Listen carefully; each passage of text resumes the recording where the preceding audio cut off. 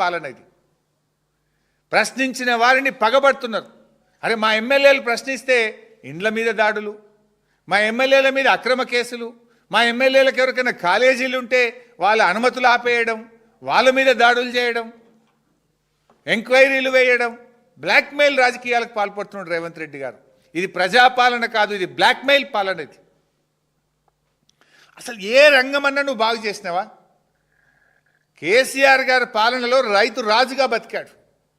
నిజమైన కేసీఆర్ గారు ఏంటంటే చెక్ డ్యాంలు, చెరువులు, కాలువలు, పెండింగ్ ప్రాజెక్టులు పూర్తి చేసి నీళ్లు తెచ్చిండు, 1 కోటి ఎకరాల మాగానిగా మార్చిండు, 24 గంటల కరెంటు దేశంలో ఎక్కడ లేని విధంగా ఇచ్చిండు, దేశంలో ప్రపంచంలో లేని విధంగా రైతు బీమా, రైతు బంధు తెచ్చిండు. దేశంలోనే ధాన్యం ఉత్పత్తిలో తెలంగాణ నంబర్ 1గా నిలిపిండు కేసీఆర్. ఏం చేసింది కాంగ్రెస్ చెప్పగలుగుతారా? కౌలు రైతులకు కూడా రైతు భరోసా ఇస్తామని చెప్పి ఉన్న రైతులకు 2 పంటలు రైతు భరోసా ఎగ్గొట్టిండు రేవంత్ రెడ్డి. కరోనా వచ్చినా, పెద్ద నోట్ల రద్దు జరిగినా, దేశంలో రాష్ట్రంలో ఆదాయం మందగించిన ఎమ్మెల్యేల మంత్రుల జీతాలు ఆపిండు కేసీఆర్. కానీ రైతు బంధు ఆపలేదు. నీకు అన్నీ బాగున్నా 2 పంటలకు రైతు బంధు ఇచ్చినావు, 2 పంటలకు రైతు బంధు ఎగ్గొట్టినావు. కౌలు రైతుకి ఇస్తా అన్నావు, 3 పంటలకు ఇస్తా అన్నావు. కానీ కేసీఆర్ గారు ఇచ్చే 2 పంటలకు కూడా రైతు బంధు ఎగ్గొట్టిన ఘనత రేవంత్ రెడ్డిది. రుణమాఫీ గురించి కూడా నేను ట్వీట్లో పెట్టిండు రేవంత్ రెడ్డి. పోదామా రేవంత్ రెడ్డి? నీ ఊరికి పోదామా? నీ కొడంగల్కి పోదామా? ఈ రాష్ట్రంలో ఏ ఊరికి పోదామో చెప్పు. ఏ ఊర్లోనైనా సంపూర్ణమైన రుణమాఫీ అయిందేమో అడుగుదాం.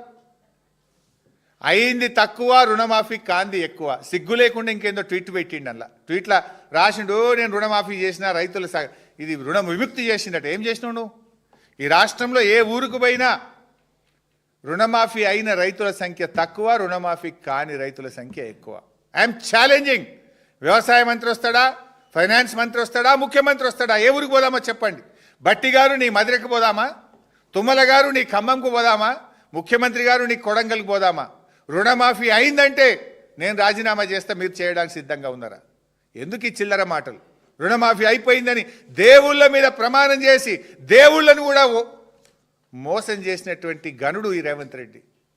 ఈ నీ మోసాలకు ప్రజలే కాదు, దేవుళ్ళు కూడా బలైపోయారు.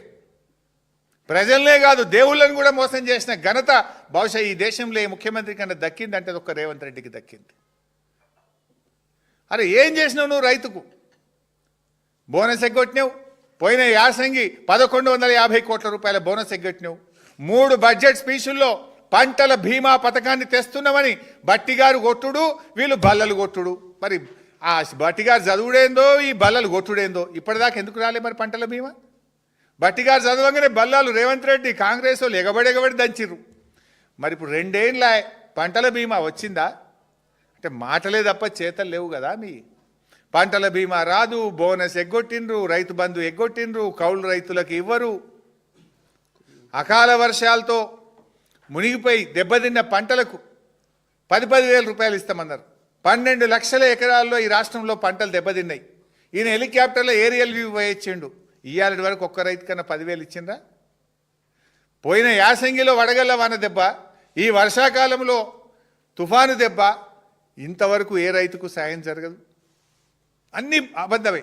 రుణమాఫీ అబద్ధం, రైతు బంధు అబద్ధం, బోనస్ అబద్ధం, నష్టపోయిన పంటలకు పరిహారం అబద్ధం, కొనుగోళ్లు తగ్గిపోయినాయి. మక్కలు నిన్న ఒక మక్కల కొనుగోలు కేంద్రం పోతే 50 రోజులు ఆ మక్కలు కొనబట్టి ₹1 బిల్లు రాలే వాళ్ళకు. మక్కలు కొన్న రైతులకు యాసంగి పెట్టుబడి పైసలు లేవని బాధపడతా ఉన్నారు. 50 రోజులైనా మక్కలు అమ్మిన రైతులకు ₹1 ఇయ్యని ప్రభుత్వం రేవంత్ రెడ్డి ప్రభుత్వం. రైతు కమిషన్ వేసిండ్రు, అది అవుతుంది అలంకార ప్రాయం.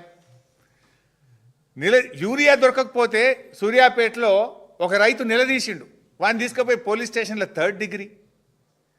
యూరియా దొరకలేదని ఒక గిరిజన రైతు నిలదీస్తే, ప్రశ్నిస్తే పోలీస్ స్టేషన్లో పెట్టి 3rd డిగ్రీ ప్రయోగించినటువంటి రైతుల మీద ప్రయోగించిన ప్రభుత్వం రేవంత్ రెడ్డి.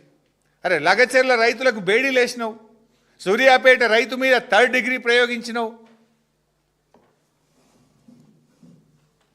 బీఆర్ఎస్దేమో రైతు సంక్షేమ ప్రభుత్వం, కానీ కాంగ్రెస్దేమో రైతు సంక్షోభ ప్రభుత్వం.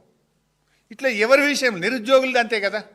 నిరుద్యోగులకు మొదటి ఏడాదే 2 లక్షల ఉద్యోగాలని మీరే ఫ్రంట్ పేజ్ యాడ్లు ఇస్తారు. రాహుల్ గాంధీ స్వయంగా వచ్చి అశోక్ నగర్ చిక్కడపల్లి లైబ్రరీలో మెట్ల మీద కూర్చొని మాట ఇచ్చే. ఏమైనా 2 లక్షల ఉద్యోగాలు. కేసీఆర్ గారి ప్రభుత్వం 1,65,000 ఉద్యోగాలు పూర్తి చేసింది. మరో 55,000 ఉద్యోగాలకు నోటిఫికేషన్లు ఇచ్చి పరీక్షలు పెట్టి ఫలితాలు ప్రకటిస్తే వాటికి నువ్వు కాయిదాలు పంచు. నువ్వు ఇచ్చింది ఎంత? 5-6 వేలు దాటది. రేవంత్ రెడ్డి 2 ఏళ్ల పాలనలో ఇచ్చిన ప్రభుత్వ ఉద్యోగాలు 5-6 వేలకు మించి లేవు. మిగతా అన్ని బీఆర్ఎస్ ఇచ్చినాయి. ఇలా సిగ్గుండాలే మాట్లాడడానికి.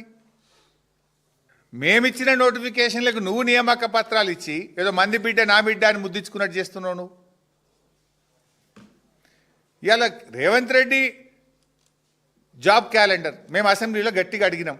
ఓ జాబ్ క్యాలెండర్ పెట్టిండ్రు, చర్చ లేకుండా పారిపోయిండ్రు. అది జాబ్లెస్ క్యాలెండర్ అయింది.